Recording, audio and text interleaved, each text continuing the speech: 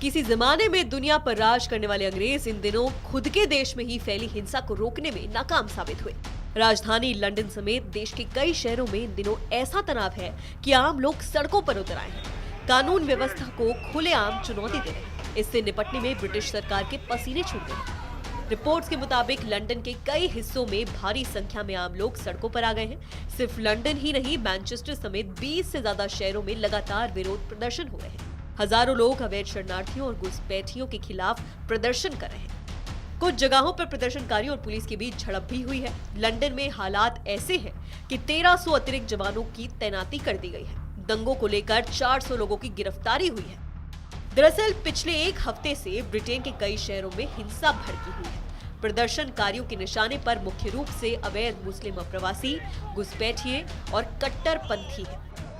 प्रदर्शनकारियों ने कई ऐसे ठिकानों और होटलों पर हमला किया है जहां पर अवैध रूप से ब्रिटेन आने वाले शरण लेते हैं। यहां तक कि कुछ धार्मिक स्थलों पर भी हमले की कोशिश की गई है, जिसके बाद धार्मिक स्थलों की सुरक्षा के लिए अतिरिक्त उपाय किए गए हैं। दरअसल ब्रिटेन में इन दिनों मुस्लिम अप्रवासियों के खिलाफ स्थानीय लोगों ने जबरदस्त गुस्सा दिखाया है।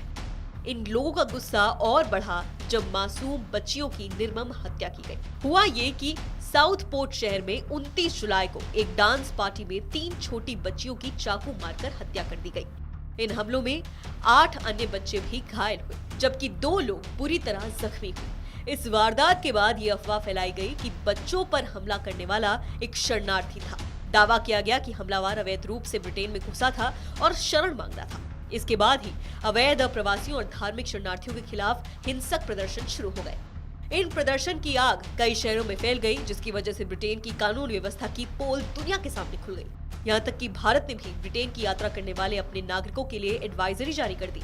इससे पहले ब्रिटेन में जब भी हिंसा, हंगामा या दंगे जैसी वारदात होती थी, तो इसके पीछे आमतौर पर बाहर से ब्रिटेन में घुसे लोगों के संगठन शामिल होते थे। लेकिन अब ब्रिटेन के मूल निवासियों ने ही ऐसे लोगों के खिलाफ मोर्चा खोल दिया है, जो पहले ब्रिटेन में शरण मांगते हैं और फिर ब्रिटेन के ही आम लोगों को निशाना बनाते हैं। फिलहाल इस वीडियो में इतना ही। इस खबर से जुड़े अपडेट्स जानने के लिए आप देखते रहिए आर भारत।